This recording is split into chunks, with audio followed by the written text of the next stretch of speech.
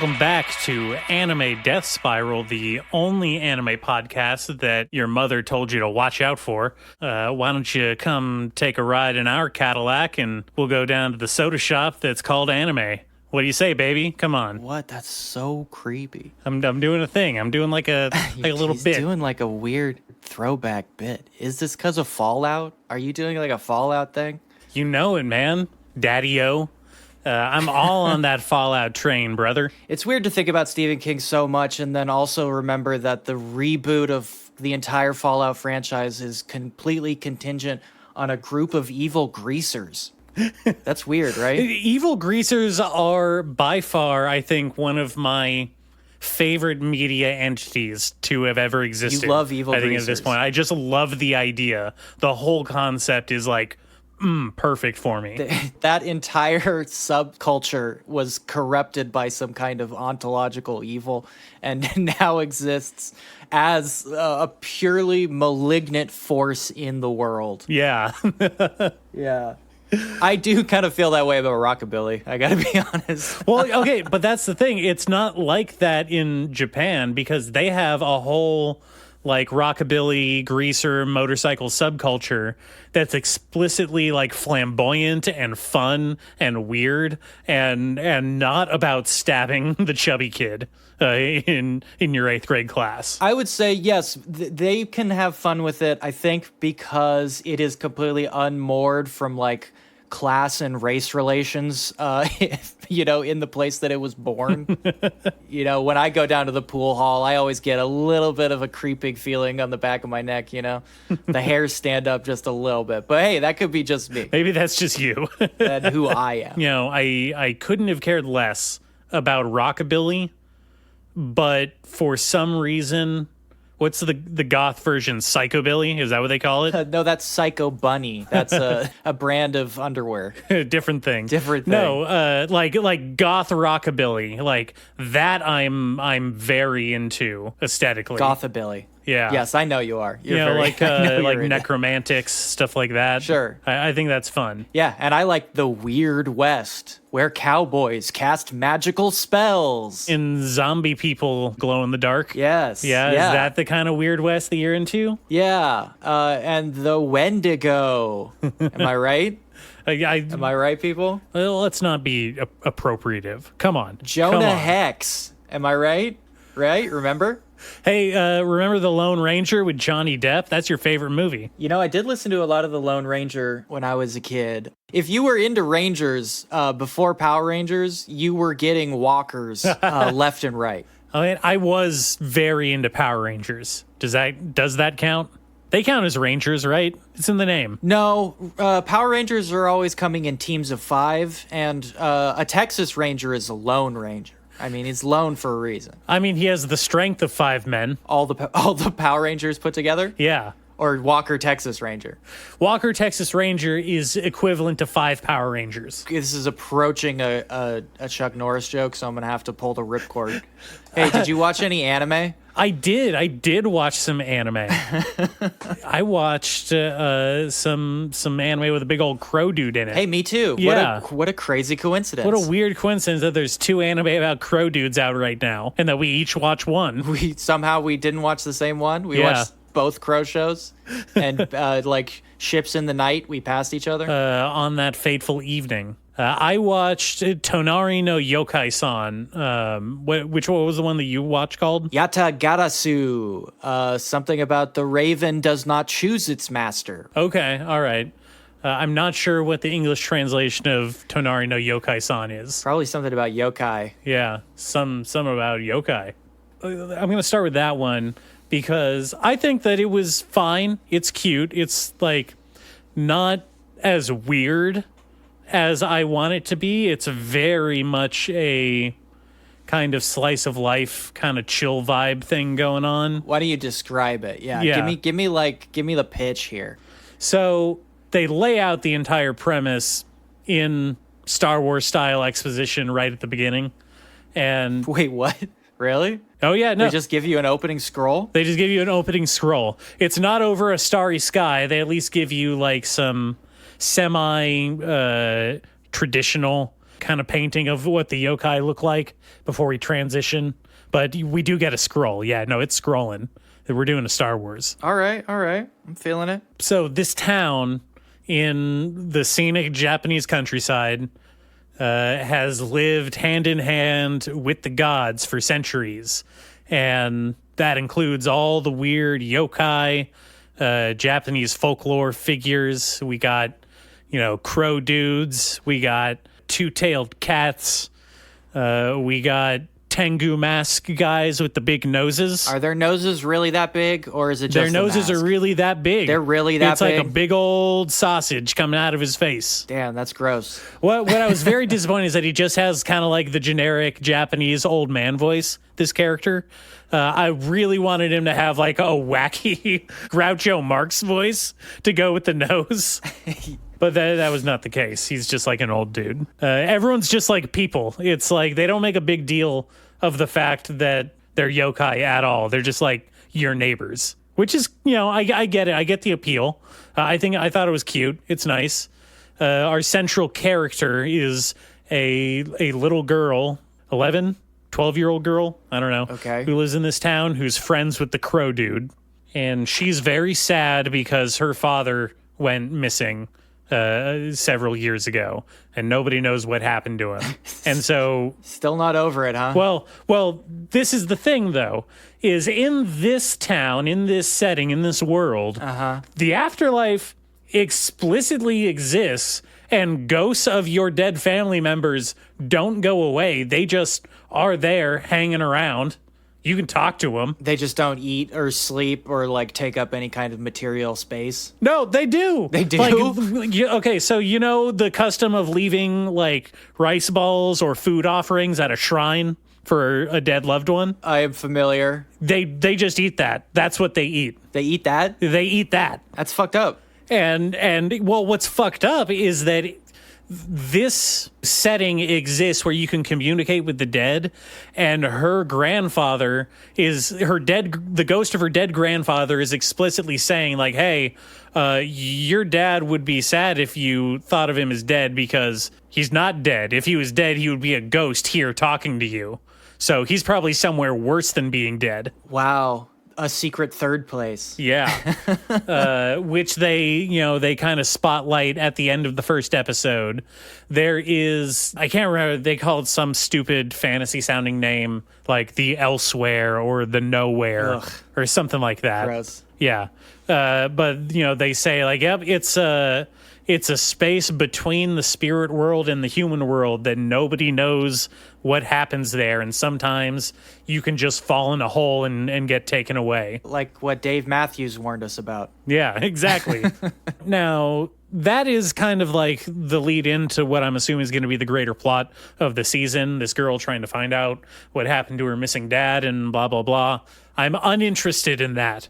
What I'm incredibly interested in is the extent to which they show how the supernatural has been bureaucratized in this world, where the cultural, societal, and legal dimensions converge on being a weird monster. Exactly. Yeah. Okay. So in the first episode, we have this subplot, right? Of the main girl. Her family's cat is an old ass cat. And it's dying, and suddenly everyone's excited because it is now reincarnating to a life as a Bakaneko spirit, a two-tailed cat spirit. How'd it do that? It leveled up? Yeah, it leveled up. It leveled up. I guess at a certain point in a cat's life, it just gets the option, or maybe it attains enough sentience to be like, I just want to keep living as a spirit instead of dying. Okay, so this is a world in which you can prestige. Yes. You can just prestige your way into a different species. That's fucking wild. Well, okay, and here's the kicker, is the first thing, the absolute first experience this cat has upon attaining sapience and awakening as a supernatural spirit of amazing ability, right? Yeah. Is that it has to fill out paperwork with the local government about becoming a new citizen. What? Yeah. Like, What? literally everyone is gathered around it. It's waking up to its transformation, and when it finishes and it's like, hey everybody, I'm a cat spirit now. They're like, hey, great. First things first, you need to fill out some paperwork. Come with me. Because it's like a human level intelligence now? Yeah, and it has to pay taxes. That's fucked up. What the? This is awful. Well, what's the fucking upside? I assume that it can own property and get a job and shit. So you have the choice to either die or become a material part of capital. Yes. So you go to either the beyond, the beyonding, the Dave Matthews place between, or you become a little imperial subject. Yeah. Which is truly hell. You have to learn what a smoke break is. The other thing that kind of like threw me off when they mentioned it so casually, we get the little girl's perspective of listening in on a difficult phone call, right?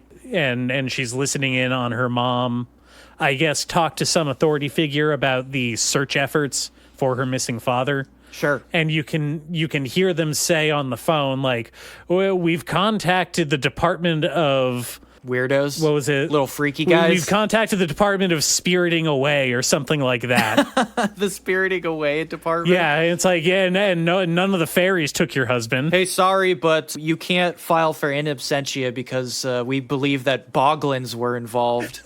Well, that's what I'm saying. There is a government-sanctioned, regulated form of kidnapping that I guess fairies get to do because that's what fairies do. Well, they have fairy magic. I mean, what do you want the government to do about that? Come on. Yeah, I don't know. It's crazy. What if the Men in Black became a front-facing organization and everybody just had to like get used to the idea that aliens do whatever the fuck they want? Yeah. What if Men in Black was the DMV, right? Yeah, horrifying. Yeah. So I'm gonna go back and I think I might keep up with this one just to see what other weird world details they drop, because it's so off-putting every time they try and reconcile like the supernatural to the bureaucratic. That's really fucking weird. And that reminds me, did you ever check back in with Virgin Wizard to see how they handle that and then the rest of the show? No, I did not. No, you did not? You really got to do that and give us a report. Okay, actually, no. I take that back. I did go a couple more episodes deep in. Okay. It got weirder. Yeah. And I think I may have mentioned this, but at like the episode 6 mark, the dude in his office that he was crushing on, that he's like been secretly mind reading this whole time. The Virgin Wizard's target of affection, yes. Yeah, he got mind reading powers too. He also got mind reading got mind reading powers. So now they're mind reading each other. Yeah, and they're apparently both still virgins. That's really, really disturbing on so many levels. Yeah. It really makes my skin So crawl. no, I take it back. I did go a little deeper into that one. Okay, cool. I'm glad we got an update there. Yeah. Can I tell you about my Crow anime? Oh yeah, tell me about this murder of anime we got going on. Well, Nate, as you know, I am of course a huge fan of the Crow subgenre of anime. I love Crow genre. Mm-hmm. All the big crows. This dude's crow posting all the time. One of the reasons I really liked Witch and the Beast because my man Ashaf, he mains crow magic. Oh yeah, pretty cool, right? Yeah, that is pretty cool. I do love a good crow spell, Crow spells are great. Yeah. Jonathan Strange and Mr. Norrell? No. Mr. Norrell? UK bastards. Well, great book series. Pretty good TV adaptation. Lots of crow magic. I mean, what? They turn into crows? They shoot crows? Magic crows? You do everything. You can turn into a crow. You shoot a crow. Lots of people shooting crows at each other. I have to say that is a very popular crow spell. Do you remember the Don Bluth classic "We're Back," a dinosaur story? No, I don't. But I do remember the infamous crows in the Disney canon. You remember those crows? Not those crows. I brought up the dinosaur movie because the bad guy in that movie has crow magic. That's his deal. Oh yeah? Yeah. Well, we don't have to talk about Don Bluth. Let's not get into Let's talk about anime crows.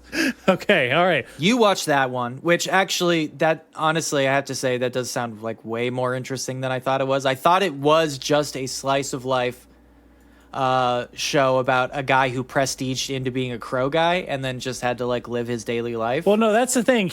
Our main crow guy in that one, if we can go back just a second. Okay. He was not a person who became a crow dude. He was a mountain spirit that's been there, the whole time, and he's just integrated into human society. Oh, okay. Well, that's less interesting to me, but whatever. It's fine. Yeah. Yatagarasu, the Raven does not choose its master. This is one of the new shows from this season. We talked about it a little bit. I remember calling it out because crows at the time. You gotta love the crows. Gotta love the crows. And also there was a bit of a sort of kind of a sword and sorcery thing going on. A bit of a period piece sword and sorcery thing, which I love. Always gotta get that in there. Love a good period piece. I love a period piece sword and sorcery thing. I just absolutely fucking eat that shit up. Like a hero or House of Flying Daggers. Okay, or, sure. Crouching Tiger, Hidden Dragon. You know what I mean? Yeah. Something with like a heft to it in the history department, but also like guys who can fly, guys who can turn into stuff, guys with enchanted swords. This is the shit, right? Hey, what was that one? True Legend? Was that that was a kung fu, like epic sword and sorcery kind of thing, spanning generations. Yeah, was that a Jet Li? No, it was not a Jet Li. It was somebody else. Not a Jet Li one. Yeah. Jet Li did so many of those. Anyway, Yatagarasu is basically that. We're talking about sort of alternate history, Japan. Even if it's not called Japan, it's kind of split the world into this sort of Game of Thrones-y north, south, east, west continents kind of thing. But it's very obviously like a mishmash of like ancient Japan and Korea based on some of the like formal traditions and clothes and stuff. Sure. And what I did not expect from this show was that we would have more of the kind of like courtly intrigue part going down. I knew that there was some royal intrigue in it just because, people are dressed like royals. I mean, there's an aristocracy shooting through this thing everywhere you look. I sorry if I missed it. Are they doing like a Korean? Is this a Korean setting? No, it's a fantasy setting. Okay. But it is a mishmash of like Korea and Japan and China. Okay. The costume sense that I got from watching the trailer kind of gave me like that Korean period piece vibe. Yes, that's what they're going for. Yeah. They're kind of doing particular callbacks, but also like enough vagaries that we can hand wave all the ridiculous shit, Sure. The good thing about fantasy. The good fantasy stuff. And it opens strong. It opens with a very traditional, like, kids running away in the middle of the night kind of thing and getting, like, caught by some soldiers. And we're like, ooh, who are they? They must be, like, important, right? And that one kid is the other kid's brother. And so I think we kind of set ourselves up for, like, kind of a very much an action fantasy setting. But we almost immediately smash cut to about 20 minutes of various courtly concubines having like passive aggressive fights with each other, which I found very funny. And that would usually kind of turn me off. Not that I'm against like courtly concubines fighting with each other. I mean, whose concubines are these? The emperors, obviously. Okay. I guess that is their job to just hang around and be pretty. Yeah, pretty much. There's the 4 main houses, like I mentioned. The north, south, east, and west, as always. There's only 4 cardinal directions, even in fantasy worlds. And each one submits, like, I guess a daughter or a niece or whatever to this, like, concubine war. And they all get together. They act very mean to each other. And that was kind of most of the first episode until, check this shit out, some people ride into the fucking castle on the backs of giant crows. What? Hell yeah, dude. What? Hell yeah. there's some like chocobo shit going down, except they're giant crows instead of giant chocos. So much better. Are they like the eagles from Lord of the Rings? Are they like talking and being assholes to people? None of them talked, though we later on at the end, we did get a very heavy implication that someone turns into a giant crow. Turns into a giant crow. Okay, well, I'm trying That's dope. I was about to ask, like, where's the crow come in? So who's the crow? Who's the crow who doesn't choose his master? We're not sure, but the show makes it pretty clear that we're supposed to think it's the prince. Okay. The prince has crow transformation powers. All right. Is he a white crow? Is he white? No. Oh. There is a shining crow. There's a legend about the shining crow. Okay. Which is like, I don't know. I don't know if I want white crows. But hey, I'll take giant crows wherever I can get them. They're fucking cool as hell. I'm very interested in the show. I can't wait to see where it goes. But I was taken aback that we just get dropped into sort of like noob concubine's first day on the circuit for 20 minutes of like a 25-minute premiere episode. Uh-huh. I didn't hate it, though. I didn't hate it. I think it's very funny that like our little noob concubine is the one who has to wear like all the soft pastel pink colors, and she has like sandy blonde hair, so she's like the soft girl late entry concubine. Sure. Well, you got to play the hits when you're doing fan service. Well, it's just that she's so presented by the story as like, here's the weak, stupid, naive one entering the snake pit, And it's like, man, okay. I mean, like, I've read YA before. I know the story. I get it. I get why these characters are set up this way. But it does feel a little like, that's fine. Whatever. It's a million K-dramas already. You're saying it feels derivative. That part is very derivative. It is very derivative. But then you see people riding around on giant crows, and you're like, that's right. That's why I'm watching anime. I want the giant crows. Okay, but do you think she's going to get to ride a giant crow? Or is she just going to be like around talking to other chicks about banging princes the entire time? Dog, this chick is going to be doing the Spirited Away by the end of like episode 5. I guarantee it. All right. Okay. All right. She's going to be riding around on this prince, don't you think? I think that's the only place this show could go. I think that's what a lot of people are hoping for. Well, the visual metaphor is striking, I will say. Yeah. I'm not sure how you get around that one. But yeah, I don't know. It seemed all right. I'm glad I gave it a shot.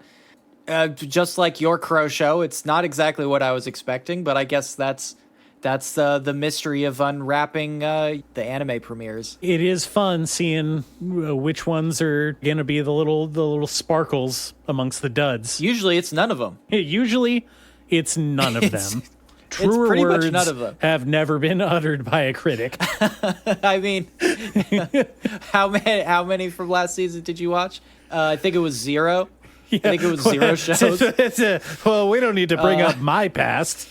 Yeah. Okay. Did you watch anything else? Yeah. I got another show. This is another new release that I threw on. Is this another crow show? It's not another crow show. Oh, I wish that this had something as interesting as giant crows in it. No, this turned out to be okay. Like, it was just okay. It was called Whisper Me a Love Song. And this is just kind of your generic romance anime about the energetic new girl at a school who falls in love with the cool, mysterious singer of a band. Except the twist of this time is that the leader of the band is also a beautiful girl. Oh, okay. Actually, no, I'm misrepresenting this already a bit. Let me go back. You're lying to me? I lied to your face. No, the real the twist that we get right after the intro is that the leader of the band, the singer girl, she is actually our sleeper main character. They set it up to make it look like the other one, and then they switch perspectives, maybe halfway through the first episode. Oh, a switch 'em up. Yeah. But the premise here, the setup is we have our first girl who it's her first day at high school, and they go to the welcoming ceremony, whatever it is Japanese high schools do. The assembly, the morning assembly. And a student band has been asked to play to hype everybody up for the school year. And this girl instantly, quote unquote, falls head over heels in love with the singer of the band. I'm telling y'all, dudes, you have got to learn how to sing or play music or something. Like, you have got to do it. It's a really big leg up. I can't, disagree with that. You have got to do it, you guys. Get in there. And so after the assembly, she immediately confesses that, I instantly fell in love with you. And this obviously flusters our second girl, the singer. She's like, oh my God, a girl just confessed to me. Like, what do I do? Like, do I take this seriously? Is she just playing around? Like, I am so, like, do I even like girls? I've never thought about romance before. If that's not your first thought, I think the answer is yes. Yeah. Well, okay. So, and here's where we get the conflict and I guess the setup for what the series is going to be about. Okay. This is a big misunderstanding based off of that anime concept of high school girls being like quote unquote fans of other high school girls that they look up to. Yes. And so when she was saying, I fell in love with you, she was saying it, I guess, in a more platonic sense that, like, oh, I'm your biggest fan now. I love you. Sure. Because of the incredibly confusing nature that is, like, talking about your feelings in the Japanese language. Yes, exactly. These concepts, like liking and loving people, apparently get their wires crossed quite a lot. A friend of ours once put it, who lives in Japan, once put it that the Japanese is set up as a language to make both speakers feel the maximum amount of uncomfortableness at any time during a conversation. It's a language designed to make you uncomfortable. Yeah. And so due to that ambiguity, she has now awakened this budding new lesbian. She had never questioned her sexual orientation until this one simple mistake on the first day of high school. The singer character. Yeah. The one who gets confessed to. Her internal monologue that we get as her character introduction is her kind of pondering what to do because her band has tasked her with writing a love song. And she's like talking like, but I don't know what love is. I've never been in love. I don't even know like what loving a person is supposed to be like. I don't even know what kind of person I like. Lyrics are all bullshit. Who cares? Well, obviously, she's a high schooler. They don't know these things. They want to inject some level of sincerity into the art they create still. Right? No, they just fucking copy whoever they're into at the time. That's how that's how all high schoolers do it. So anyway, now we have the premise of the series is after discovering this miscommunication, she is like resolved, like, all right, well, now I'm in love with her, whether she likes it or not, and I'm going to make her fall in love with me back. In revenge. Like, for real. Yeah. Out of spite. Well, I'm assuming for lack of better options, but... It was you. You did this. Yeah. It's your fault. You have to take responsibility. You put the gay on me. So yeah, that's what they set up in the first episode of Whisper Me a Love Song. Okay, and how's the music? It's okay. I have to look up the artist that they just injected into the episode whenever they had to play music. It obviously wasn't original. It was what kind of band is she in? Something like ska revival, like girl. I don't know. Is girl band just a genre in J-pop? Girl Riot. Yeah.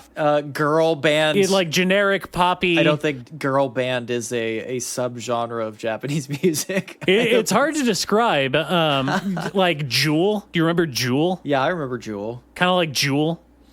I don't know. Whatever that kind of like sanitized, overproduced, synthy, but still recognizably like guitar strumming kind of pop is. Synth pop. Yeah, synth pop, but light on the synth. I don't know. I can send you a clip after this. I'll look it up and I'll send you the song. Sure, I'll listen to it. But yeah, I don't know. It's okay. I want to see.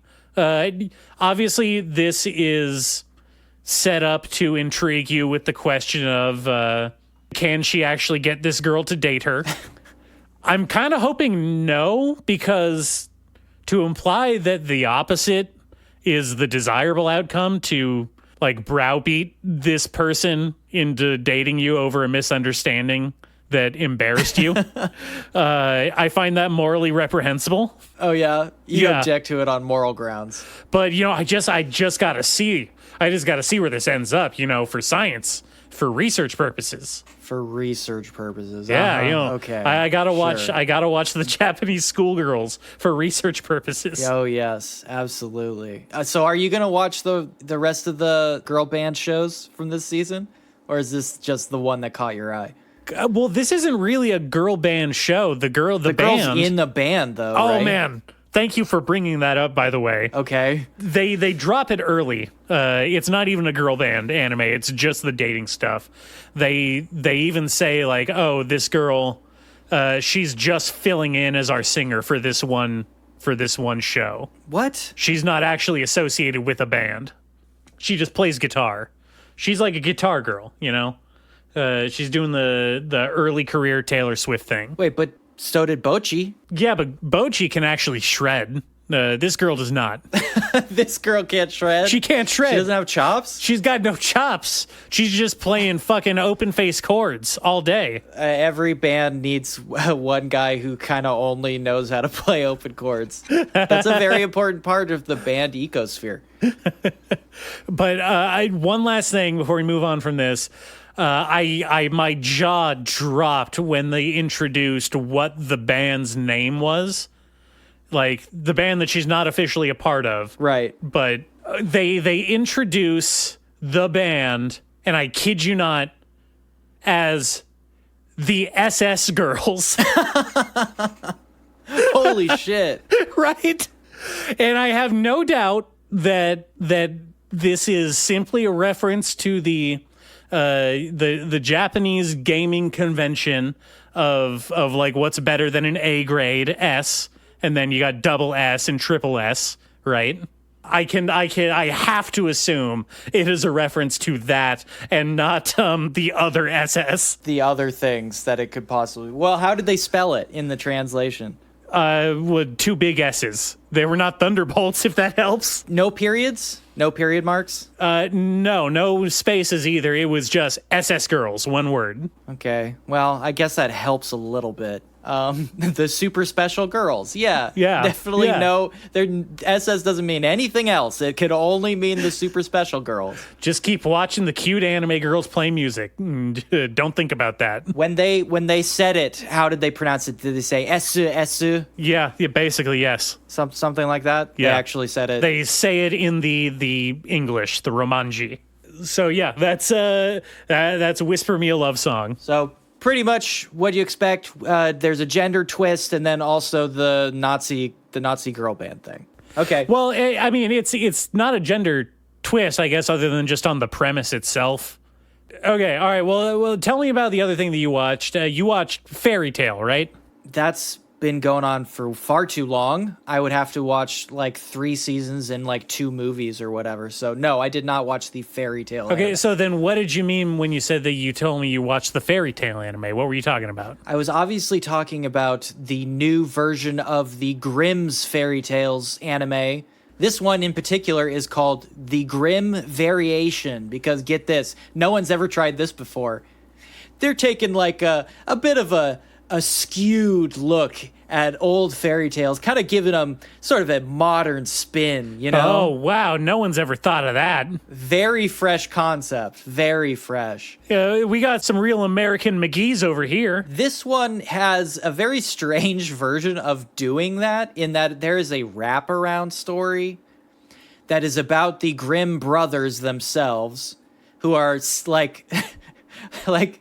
it's like sexy by shonen in this version. Wait, but that's the plot of the Terry Gilliam movie. The Brothers Grimm. It is not. It is not that. Because these two brothers have a younger China doll-like sister whose name is Charlotte, and they dote over her. They tell her the stories, but we're getting Charlotte's interpretation of the stories she's being told. Isn't that interesting? So they're telling her these stories, and then we're seeing what she's imagining? Yes. Okay. I mean, far as takes on fairy tales go, that's not the most hackneyed that they could do, I don't think. No, it's just a wraparound to give you some context. Sure. The first story is Cinderella. And they dumped like 6 of these onto Netflix, so maybe this is like, round 1 of the stories. Mm-hmm. I hope so, because I actually ended up liking this first episode quite a lot. It's a version of Cinderella. You know Cinderella. Of course you're familiar with this story. Everybody knows this one. Come on. Everybody knows Cinderella. Not quite as popular as, let's say, a Little Mermaid in Japan, but still pretty up there. This version of Cinderella is a creepy psychological horror version of Cinderella. I bet you didn't see that coming. I mean, I just assumed that was kind of the general thing they were doing with all of these. Everyone's got to get their psychological horror version of a Grimm's fairy tale in. Yeah. Everyone has one, just like writing a Hitman script as your first foray into script writing. Don't do it. Just don't do it. A twisted version of a Grimm's fairy tale is basically like 102 of your script writing class. This version, Little Cinderella, is actually a creepy fucking manipulative psychopath. And the twist on the story is that she's not actually being abused by her elder sisters. She's actually like psychologically dominating them and ruining their lives. Oh, she's the abuser. She is the abuser. Okay. Yes. All right. Okay. Well, that is quite literally like the one take on a Cinderella story that you can't do because it's been done to death already. Well, it is kind of the one take on a Cinderella story. Cinderella? A Cinderella story, which is interesting in probably the most sophomoric way you could possibly be interested. So very bad premise. Not a good premise. The execution is very nice. I think they did a really good job making it look very like arch and weird, and the tone constantly fluctuating, so you're not quite sure what is actually happening for the gross majority of the episode. But I liked it quite a lot. I think they did a really good job. Okay. I always like horror Grimm. I don't know. I'm a sucker for that too. It's like a very easy way to get my attention. I'm looking at the lineup here. We got a Red Riding Hood is episode 2. I'm excited for that. There's an incredible European production of Little Red Riding Hood that has probably the best werewolf transformation sequence that has ever existed on film. Yes, better than London, better than The Howling. Just fucking phenomenal. Okay, all right. Big words. Big words. Yeah, I'm always interested in a Red Riding Hood adaptation. So we've got Hansel and Gretel. Obviously, there was a very good version of Hansel and Gretel that came out recently. Another German production that absolutely knocked it out of the park. One of the best horror movies that's come out in like the last 5 years. I mean, did you ever see Tim Burton's student film of Hansel and Gretel that he made? No, I did not. It's weird. Sounds bad. It's bad. Oh, it's real bad. It's weird. Yeah. For some reason, he uses 2 like little Japanese kids for Hansel and Gretel. Okay. And calls way too much attention to the racial aspect of that for some reason. Why? I don't know. How? You should just see it. It's crazy. Anyway. Okay, I'll just watch that one. What else we got? What other tales? You know, we've got the Hansel and the Gretel, the elves, the cobbler elves, the town musicians, and the Pied Piper. Of course. Okay, gotta have a Pied Piper in there. Not enough good Pied Piper adaptations, I have to say. Out of the whole Grimm pack, we really need more good Pied Piper stories. Well, you can't make a good Pied Piper story these days because of all the wokeness. Yeah, it's true. Exactly. It's true. You just get accused of grooming. Okay, let's take a break, and then we'll come back with something that'll make me mad.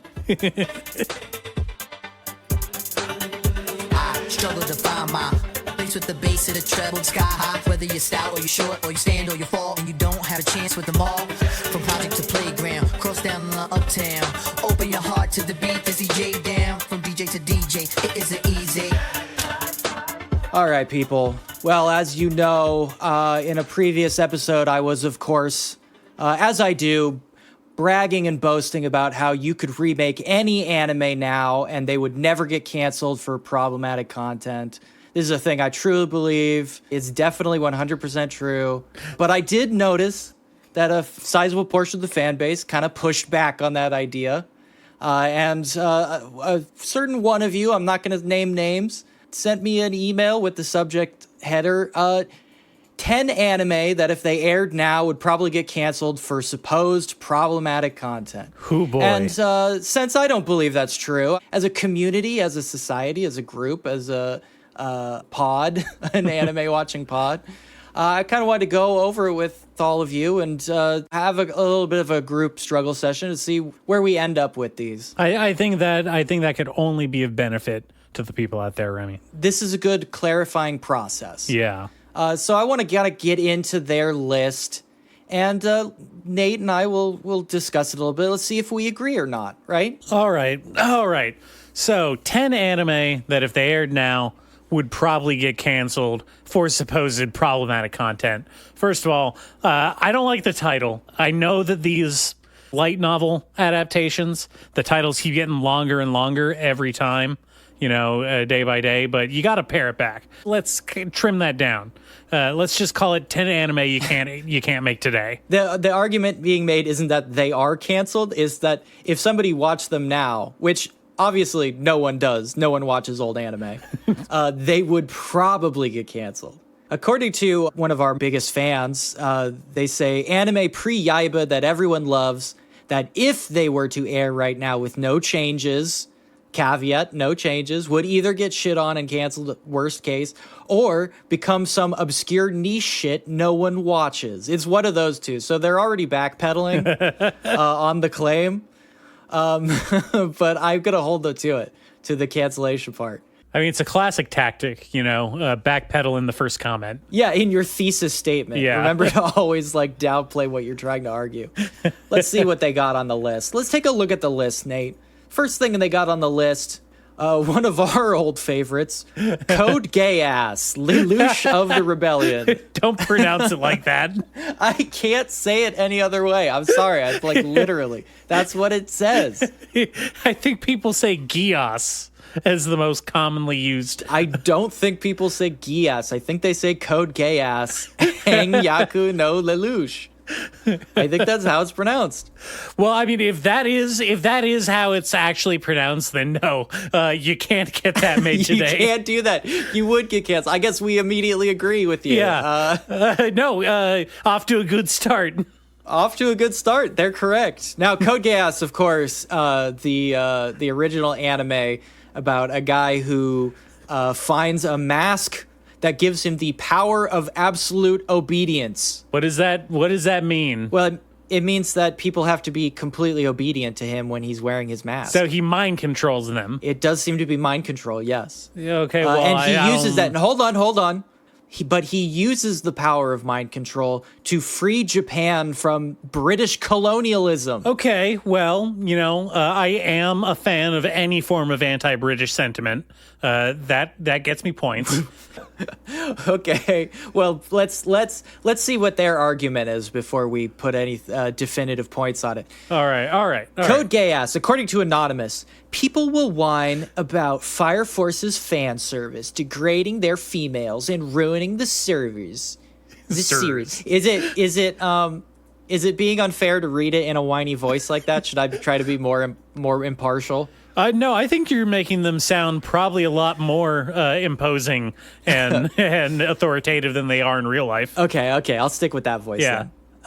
People whine about Fire Force's fan service, degrading their females and ruining the series. Well, here, every girl in Lelouch gets an ass shot at best, or fan service costumes and roles, with even one masturbating with a table. And also, all the pedophilic relationship, like two underage girls having a crush on an adult, because again, that's totally bad now. A very confusing sentiment, but I'll try to take it point by point. Also, throw some periods in there. They don't hurt. Yeah, we could use a couple of punctuation marks in the future when you send your next email complaining about this one. First of all, people don't whine about Fire Force's fan service degrading their females. People don't do that. It's a very popular show, and it's mostly been to the show's benefit. That show has not been canceled, so I'm not sure where you're going with that. I don't call them females. Yeah, I don't like that word. I don't like that word now. I think we're canceling you for that. Yeah. Every girl gets an ass shot at best. Now, that is a very confusing phrasing of that. Yeah, what do you mean at best? Are you disappointed, or are you saying they're not enough? What side are you on here? Yeah, pick a side, then make an argument. I think that's step one. Again, no one getting canceled for this. This is still a thing in anime. It happens all the time in every show that is popular. Don't think people are getting canceled for that, my friend. Yeah, I'm pretty sure there are no end of boardroom executives saying like, yeah, no, do more of it. It sells. We're making money off of it. Yeah, this is a particular financial tactic, my friend. And let's see, what is their final point? The pedophilic relationship. First of all, two underage girls having a crush on an adult is not a pedophilic relationship. Crushes are fine. I'm not going to say they're good, but they're fine. I mean, it's contextual. I guess a big part of whether or not it's problematic is whether or not it's reciprocated by the adult. It's... We're not going into that. Yeah. We're not getting into it. I'd say the way you phrase it here, I don't think it's pedophilic, even in the scare quotes version of it that you're trying to frame it as. And also, again, lots of shows have lots of pedophilic relationships. They are not canceled. They are, in fact, making lots of money and are very popular. So I think we've pretty much refuted you on Code Gay Ass. I think we should clarify that that's a bad thing, that they're making money off of it. Just want to say. Show 2. Let's move on. That was not convincing. Okay, all right. Show 2. Steins Gate. Steins Gate. I know nothing about Steins Gate, so let's see if this guy can sell me on it. Well, we all know Steins Gate, even if we haven't watched it. Steins Gate is, of course, the one anime about time travel. It's the only one. It's the only one. Okay. When people talk about anime and time travel, it's Steins Gate or go to hell. And so tell me about this Einstein's Gate. Well, Einstein's Gate is obviously about a guy who can time travel by microwaving his cell phone. That's the premise of the anime. It doesn't get much deeper than that. If you came to me in the 90s with that sentence, I would say, oh, that's a Jim Carrey movie. It's about a guy who time travels because he microwaved his cell phone. Imagine the polar opposite of 12 Monkeys. Still a Jim Carrey movie. All right. I'm on the page. All right. Let's go. So I'm going to say, just as a preliminary before getting into the argument being made, Steins Gate, still very popular, extremely popular, in fact, constantly making like top 10 lists, not canceled for being problematic. And let's just do a real quick Steins Gate remake. I was going to do this in the last one to see if they literally are making Steins Gate right now. So if you made Steins Gate today, would it get canceled? No, because they are in fact still making Steins Gate. Steins Gate is being made now, and it is not canceled. So they are making Steins Gate today. They are continuing to make more Steins Gate, and no one has canceled them for it. So okay, well that's definitive proof. So we can cross this one off the list. Well, hold on. Let's see if they make a coherent argument. You can go talk to any fucking one online, and 90% of them will tell you they dropped Steins Gate 1 to 3 episodes in. That's not the same as canceling. And if they aired right now, no one is going to pick it up after LMAO, no matter how good it is. It'll just get dogged on, and its fans called copers. Okay, so we're getting I'm starting to feel like this is maybe a you problem. Yeah, I feel like he's putting a lot of words in a lot of mouths that aren't his. Yeah. Sounds like someone's a coper.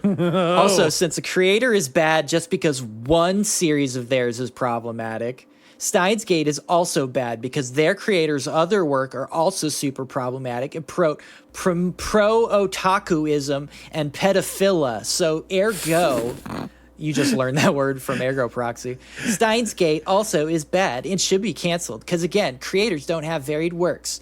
Also, lastly, Mayuri is 16 and Okabe is 18 and thus a pedo. Okay, all right. Wow, okay. So, you're thinking that because a show is not popular, that's the same as getting canceled? That is not. I can confirm that that is not true. Well, first of all, we already confirmed that Steins Gate is popular. It's not And unpopular. also, Steins Gate is incredibly popular. It is a very popular show. Yeah. So you are a coper, and you're also wrong about what you're coping. Now, this second claim here is interesting.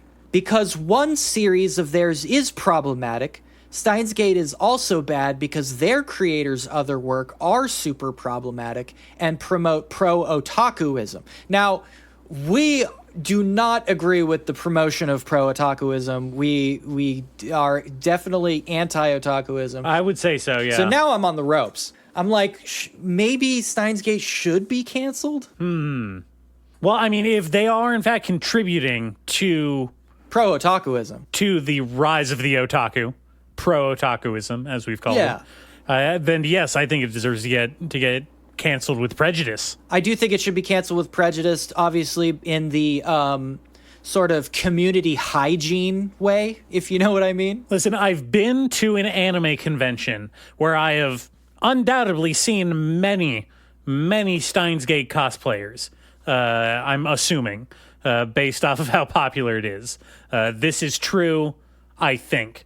And so if anything is contributing to that culture, to those events happening, to those conventions continuing to exist, then yeah, it should be taken off the airs. Yeah, of course.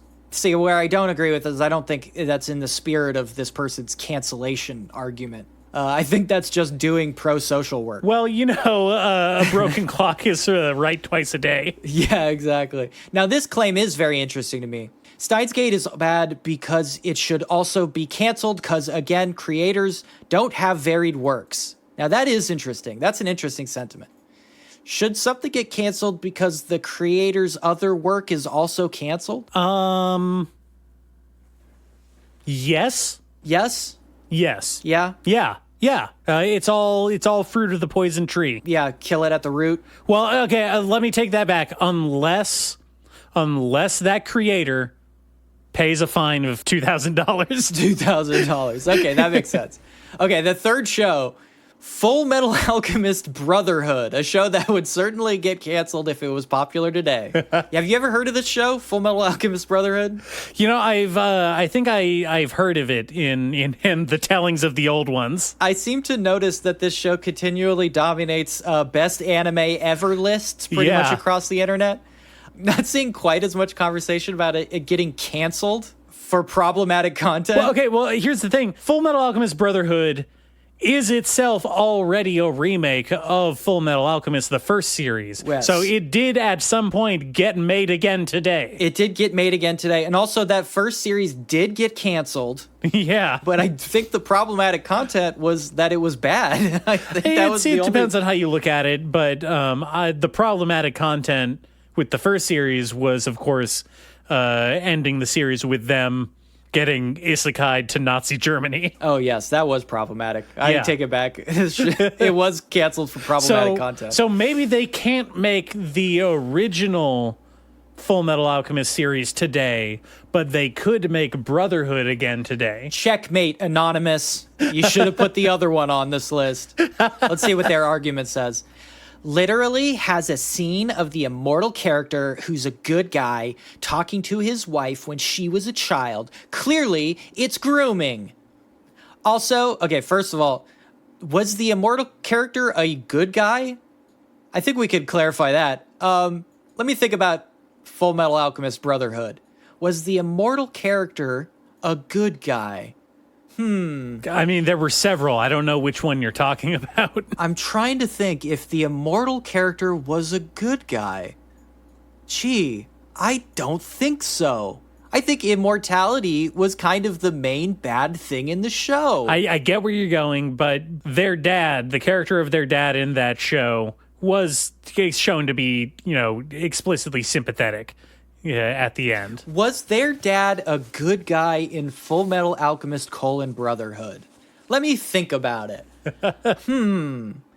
This is really tossing me off. Okay, This is a all right, really fine. hard one. Let's move on. What does this guy say, though? Okay, let's see. Did they have any other coherent arguments? Also, it's very obviously trying to be pro-government. That literally genocides brown people because given that even when Mustang overthrew the Gov, he didn't disassemble the Gov or give back to the brown people. It's saying you can just start a coup to overthrow the bad guys and all will be good even if you genocided people. I mean, it's better than doing nothing. Let me think. Hold on. Was Mustang a good guy? Was Roy Mustang from Full Metal Alchemist portrayed as a good guy? I mean, he was pretty explicitly portrayed as a man haunted by the war crimes he had committed. He was a Nazi. He was an actual Nazi who committed Nazi shit. Yeah. But he might have been a good guy. Let me But think he felt about bad it. about it. He felt bad about it. Come on. Oh, you know what? He did feel bad about it. I guess he was a good guy. Yeah. Yeah. Okay. All right. Well, in that case, I don't know what problematic content he's even He talking was about. only following orders. He was only following the orders that he was given by literal Mecha Hitler. Yeah, I'm going to have to say you're full of shit, Anonymous. I don't Yeah. think Full Metal Alchemist Brotherhood is getting canceled. No, definitely not. Now, this is a weird one. We've talked about this on the show. Fate Zero. Yes. Yeah, of course. interesting.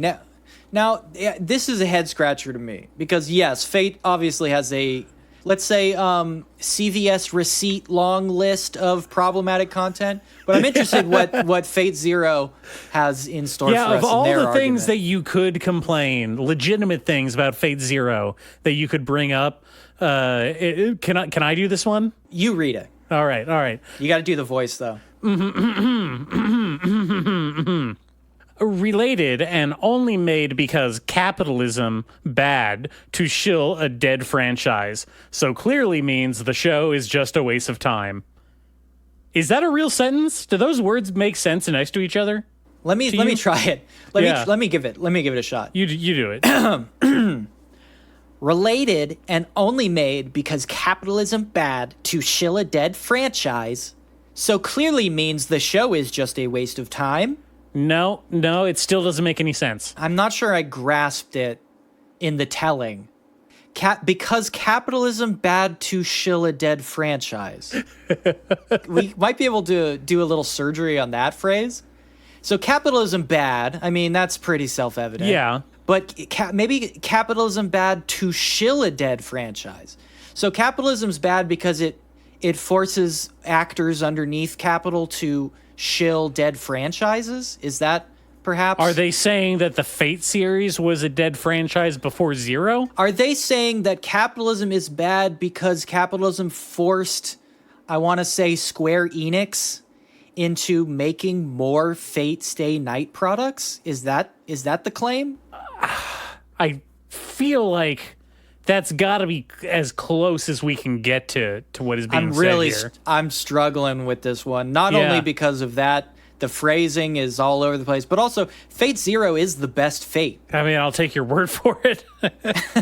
If you would just do as I tell you to and finish watching it, you would realize it. See, I would think that you would cancel Fate Zero because of the horrible worm pit. I like the worm pit. If you're canceling Fate Zero, you have to cancel through me. I don't get this one. I don't get that at all. Let's just move on. Yeah. Strike two. Okay, Magi, the Labyrinth of Magic. And their argument is very simple. Now, I don't have any opinion about Magi either way, so I'm just going to go straight into their argument. cultural appropriation of Arab culture. That's their only argument. Okay, I'm not familiar with Magi, the Labyrinth of Magic. Great title, by the way. No changes. Love it. I don't think that there's anything about magic or labyrinths that are explicitly Middle Eastern. I can only assume that Magi, because of the the Bible tie-in, the three Magi. It crosses over with the Bible cinematic universe. Yeah, the BCU, and that's as far as I can grasp it here. Do you know anything about this series? So I know very little about Magi. What I do know is that it is a sort of 1001 Nights inspired shonen fantasy. Okay. So like the main character's name is Aladdin, right? Sure. All right. And he's got a blue genie and a carpet and a little monkey. I'm not even sure if the genie is blue, but yes, he literally does have a genie. He meets a guy named Alibaba at one point. He definitely wears a little vest and big harem pants, though. That is for sure. Okay. All right. I'm not sure if drawing a character in a fantasy world with harem pants makes it problematic. I suppose there's ways that you could approach that material in ways that problematizes it. I mean, I could see where you're coming from, Anonymous, here. In fact, this is probably the first one that I could really feel like I'm relating to you on some level. But I don't think Magi would get canceled. I think people would look at Magi and be like, well, that's just cutesy anime bullshit. It's like pretty much inoffensive. Yeah. I have a hard time imagining that anybody would cancel this in a world where the Prince of Persia series exists. Yeah, the French people's take on Arab culture is maybe a little bit more problematic than the Japanese version one, but hey, I don't want to get into that argument. I mean, they put Godsmack in the goddamn game. And you're saying that as a cool thing, right? Oh yeah, I love that. That was the best part. That was the dopest shit. Okay, the next one is called Re-Life. Now, I know you are a big Re-Life fan, so do you want to just describe the plot of Re-Life to us? Okay, yeah, Re-Life is about a guy who is in a school, and there's girls there who like him. And it's Groundhog Day. It's Groundhog Day. He just relives the same day over and over again. Nailed it. That's what that show's about. So it doesn't sound anything problematic to me. Oh, wait, hold on. I'm getting something in the earpiece. Oh, the main character is a 27-year-old man who is portraying himself as a high schooler so that he can date high school girls at his old high school. Oh, huh. Okay. Well, yeah, no, that's explicitly bad. Yeah, that is very problematic and should be canceled. Yeah, no okay. Disagreement there. Now, the problem here with the list, now you've gotten me good, Anonymous. You really got me good with this one. The problem being that this was made in 2016. Now, I know some of you are babies, and that is literally a lifetime ago, but that was pretty much made today. I mean, that's really close to today. I mean, come on. 2016. You can clearly make that today. Oh, it was only 8 years ago. Yeah. I am impressed how close you got to the actual plot, though. Yeah. Good job. Is there a Groundhog Day thing going on? No, he just goes back in time to inhabit his high school body. Okay. Oh, well, that changes slightly, I guess. That's not as bad as a current day 27-year-old sneaking into a high school and pretending to be a student. I gotta disagree, Nate. I gotta say it's worse. It's actually much worse. Oh, you think it's worse? I think it's worse. How? Yeah. How? Because everybody recognizes that a 27-year-old man sneaking into his high school is creepy. But people will look at this and say, well, he's not actually 27. He's only 17, so that makes it okay. And that is much worse to me. That is much worse. I think that is objectively worse. Oh man, I don't want to get into this with you. We've been over this same thing over so many times. But all right, okay. Fine. Well, let's move on. Here's one that I've actually watched all of, to my great shame. Okay. And to the detriment of my literal physical and mental health. Suzumiya Haruhi no Yutsu, the melancholy of Haruhi Suzumiya. Now, I would want to cancel this one simply for being very bad and like wasting my time. I don't think that's because it's problematic. Now, I mean, again, you've kind of got me over the barrel here, Anonymous. I do agree that this is a very problematic show. I think the way that Haruhi essentially pimps out her fellow classmate into wearing like fetish gear to promote her after school club is, let's say we view it a little bit differently in the hindsight. 2006 was not 2016. It was a little bit of a different time. Not different enough, though, because, boy, that's bad. And Japanese high schools are wild, which I assume they are exactly like this in real life. I hate Melancholy of Haruhi Suzumiya so fucking much. Let's see what their argument is. Literally showing you can get away with abuse as long as you have enough power and accuse people of whatever. Now, I don't understand this at all. I mean, I understand it as English, like an English sentence. It makes more sense than the last one. Yeah, it makes more sense a little bit. But in application to Haruhi Suzumiya, I do not understand. So their argument, if I can interpret this, their argument about Suzumiya is that Haruhi is bossy. I guess they just don't like that. They don't like when a high school girl is bossy. Is that what I'm getting here? Is that fair? I mean, it can't be that, because if that's the reason that they don't like it, then that would make the person who made this list a bad person with bad taste. Well, they're obviously a fan of ours, so that can't possibly be true. Let's see what the next one is. Next one is actually a favorite of yours. Okay, yeah, all right. Okami to Koshinryo, Spice and Wolf. Yeah.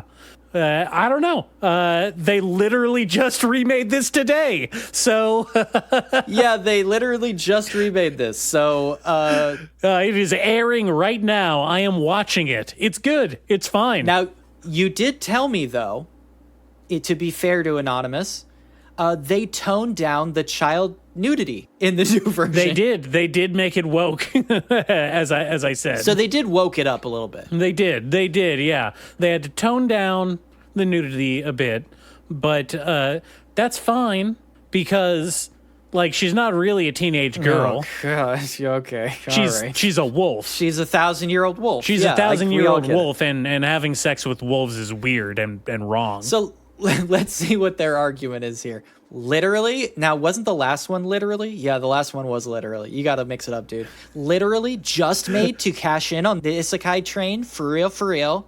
I hate to break it to you, but all isekai is made to cash in on the isekai train, my friend.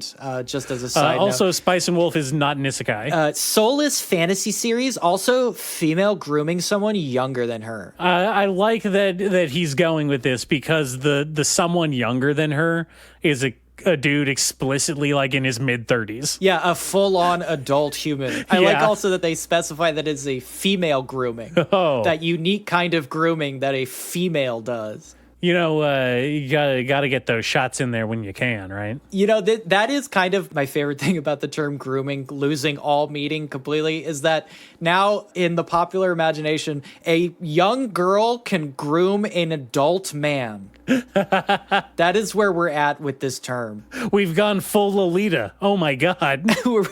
It's fucking great. Wow. Good job, everybody. Okay, the next one is also basically completely invalidated by the exact same set of circumstances. Yu Yu Hakusho. Yeah, they also just remade Yu Yu Hakusho today. They literally just remade Yu Yu Hakusho. And completely off topic, but did he have green hair in the live action show? I can't remember now. No, didn't have green hair. They didn't give him green hair? Just regular black hair. Oh, that's a shame. Yeah. Okay, their argument goes, yet again, starting with the literally. Dude, you gotta mix it up. Literally takes so long just to get good, and also MC literally gets retconned to become a god, and also ruined the entire theme and power scaling. I don't think any of these are problematic issues that you can cancel a series over. I do think a series taking too long to get good is problematic and should be canceled, because like you are manipulating my feelings. That is textbook abuser behavior. to like string me along with the promise that it'll get good later. Like, come on. That is abuser talk. Well, yeah. I mean, you got to stick up for yourself. Yeah, Yu Yu Hakusho should be canceled. This is the first time that you've been invalidated, and I agree with you. It didn't get canceled, but it should be.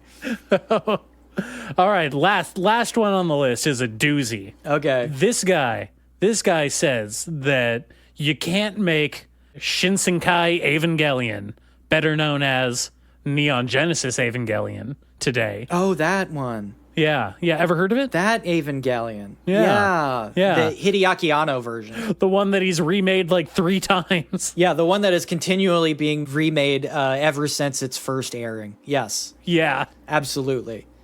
Now, this is, again, one that is filled with problematic content and should be canceled. But they are making it and airing it now, and it is not getting canceled. So, again, we are at odds. Loggerheads, as they say. What is their argument? Okay, we got showing child abuse. A lot of grooming, both subtext and explicit. Yes, definitely. It even has the MC jacking off to his crush at one time, which Can't do that. That's well, problematic. I just got to clarify. He was not doing it to. He was doing it onto. It was really much more of a form of assault than anything. Yeah, it's a little more than jerking off to his crush. I think that's a way to understate it, but I get where they're coming from. And this may be the actual only cancelable reason for this in his argument. The movie is just a self-insert for the director about his life. That is the part that I would cancel this movie for first. Absolutely, yeah. TV show, movie, project, Media empire. Calling the movie a self-insert wish fulfillment from the director about his own life is unfortunately way too close to things that I've said about the movie End of Evangelion. Oh no.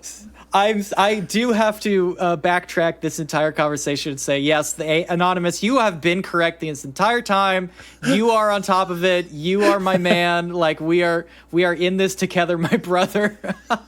See how quickly the ego folds to protect itself. It's true. I can't deny it. Oh man. Okay, I'm exhausted by this guy's horrible opinions, and apparently your horrible opinions now. My horrible opinions. Yeah. Though my horrible opinions are that things should be canceled and aren't getting canceled, and not that things would get canceled and are being canceled.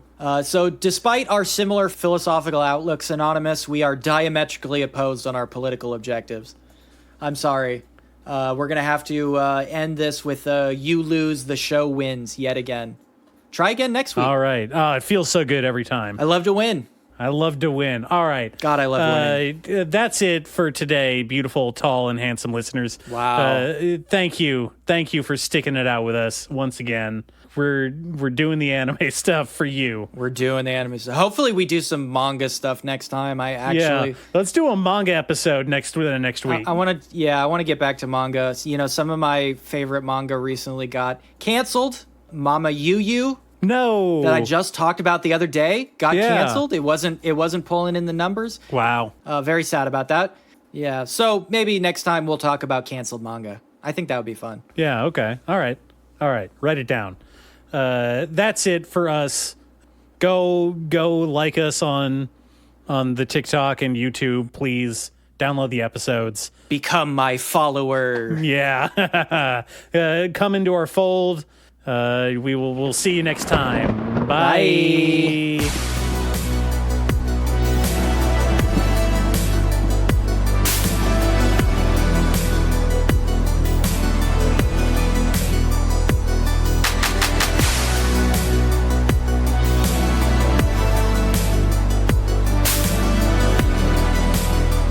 The spotted hawk swoops by and accuses me. He complains of my gab and my loitering. I too am not a bit tamed. I too am untranslatable. I sound my barbaric yop over the roofs of the world. The last scud of days holds back for me. It flings my likeness after the rest and true as any of the shadowed wilds. It coaxes me to the vapor and the dusk. I depart as air. I shake my white locks at the runaway sun. I effuse my flesh in eddies and drift it in lacy jags. I bequeath myself to the dirt to grow from the grass I love. If you want me again, look for me under your boot soles. You will hardly know who I am or what I mean, but I shall be good health to you nevertheless, and filter and fiber your blood. Failing to fetch me at first, keep encouraged. I missing me one place, search for another. I stop somewhere, waiting for you. Is that public domain? I could fucking read any poem I want. I don't care. Let a poet sue me. Let him try.